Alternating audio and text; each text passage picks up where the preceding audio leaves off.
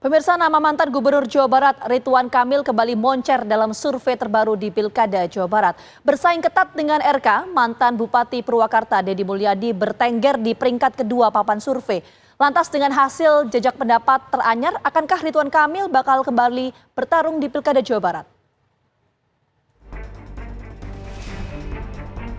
Nama mantan Gubernur Jawa Barat Ridwan Kamil kembali menduduki posisi teratas klasemen sementara di Bursa Calon Gubernur Jabar. Survei teranyar Indikator Politik Indonesia merilis seandainya pilkada digelar saat ini, maka tokoh yang paling dikenal publik yang menempati posisi teratas adalah Ridwan Kamil dengan perolehan 16%, disusul Deddy Mulyadi 11,2%. Bahkan saat indikator menempatkan simulasi dengan 12 nama, mantan Gubernur Jabar itu masih unggul di antara bakal cagup lainnya. Peringkat kedua tetap Deddy Mulyadi disusul Dede Yusuf, Bima Arya Sugiarto, dan Ono Surono. Selain itu, indikator juga melakukan simulasi dua pasangan seperti Ridwan Kamil dipasangkan dengan Bima Arya dan UU Ruzanul Ulum. Ya, saya harus mengakui secara terus terang bahwa Ridwan Kamil peluangnya untuk unggul itu lebih besar di Jawa Barat ketimbang di Jakarta. Karena di Jawa Barat, Kang Ridwan posisinya sebagai tanda kutip petahana yang memiliki approval rating cukup tinggi, ya, bukan cukup, sangat tinggi, 87%. Seolah mengamini, Ketua DPP Bidang Pemenangan Pemilu Wilayah Jawa Barat Partai Golkar, MQ Iswara, mengatakan lebih percaya Ridwan Kamil maju di Pilkada Jawa Barat ketimbang Jakarta karena RK memiliki popularitas sebanyak 90% lebih. Ada di Jawa Barat, ya, Kang Emil sebagai incumbent tingkat kesukaannya tinggi sekali. Tingkat keterkenalannya 97% lebih, tingkat kesukaannya 95% lebih, dan tingkat kesukaan publik, ya, juga itu 91%. Ini sangat tinggi sekali.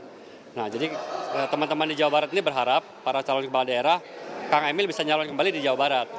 Karena kalau nyalon lagi di Jawa Barat yang pilkadanya serentak berbarengan dengan kabupaten kota di 27 kabupaten kota, tentunya akan bisa membawa efek ekor jas bagi calon-calon kepala daerah yang ada di kabupaten kota.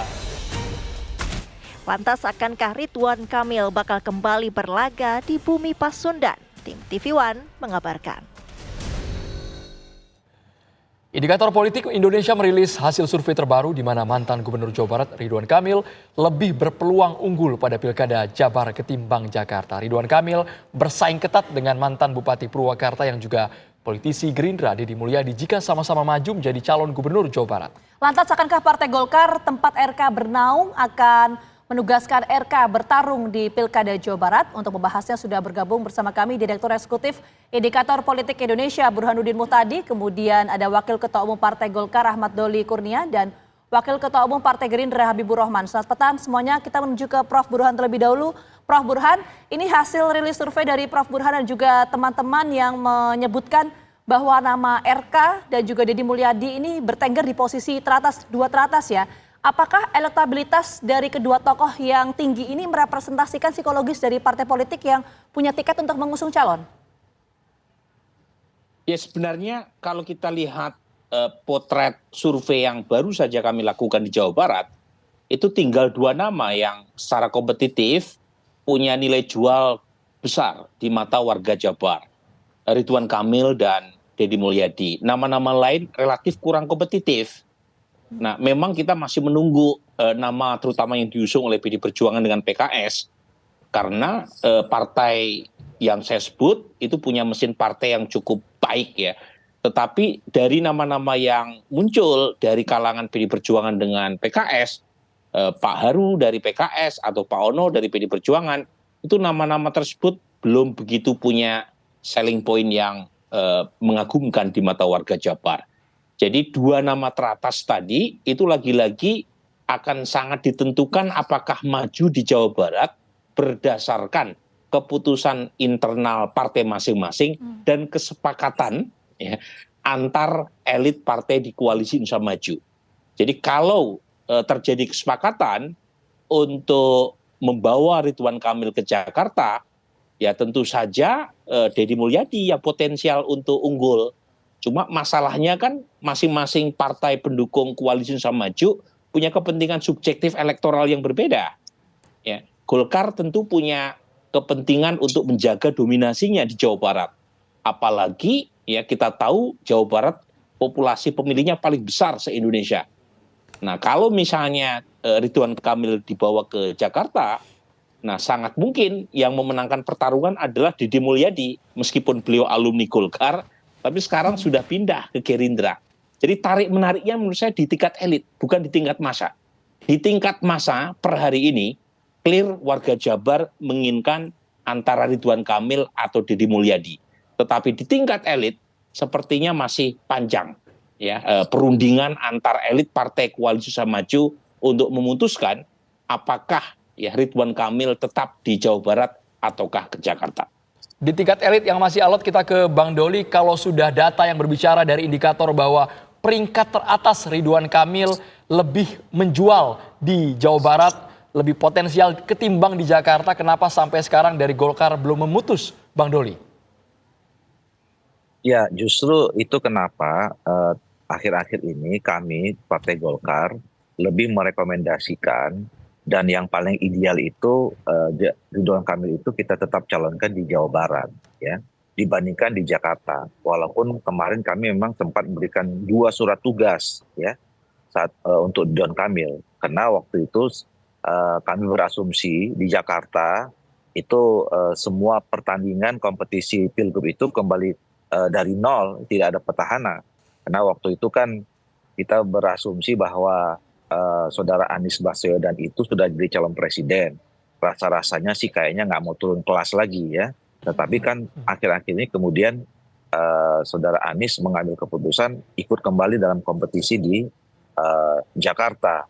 Nah, tentu itu membuat peluang Ridwan Kamil, ya, jauh lebih kecil kalau ditandingkan di Jakarta dibandingkan di Jawa Barat. Apalagi tadi kita melihat hasil survei yang baru dirilis oleh Prof. Burhan dengan indikatornya itu menunjukkan tidak pernah ada perubahan, ya, bahwa saudara Ridwan Kamil ini bukan hanya soal dilihat dari top of mind-nya, bukan hanya dilihat dari soal kesukaannya, kemudian kepopulerannya, gitu. Tapi approval ratingnya itu sudah sampai hampir 90% juga. Jadi artinya bahwa masyarakat Jawa Barat itu memang masih mengharapkan Ridwan Kamil menjadi gubernur untuk periode yang kedua. Gitu. Nah, tetapi kami juga sekali lagi saya mengatakan bahwa kami ini adalah bagian dari Koalisi Indonesia Maju yang kami sudah sepakat, ya, dengan Pak Habibur Rahman dan kawan-kawan yang lain,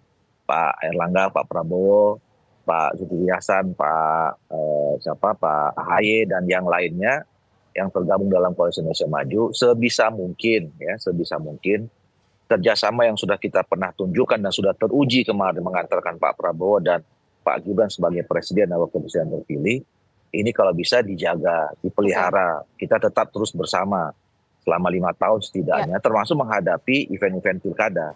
Nah, makanya sampai sekarang kami belum putuskan.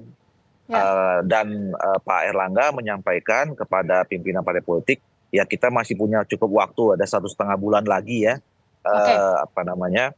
waktu yang cukup untuk bisa mengambil keputusan mana nanti yang akan kita putuskan. Bang Doli, mungkin singkat ya Bang Doli, ya, sebelum ke Bang Habib. Kalau tadi Bang Doli menyampaikan bahwa RK ini idealnya ada di Jawa Barat karena approval ratingnya tinggi, tapi kalau misalnya dari internal Koalisi Indonesia Maju tidak menyepakati untuk RK bisa maju di Jawa Barat, akankah RK ini harga mati untuk Golkar bisa maju di Jawa Barat?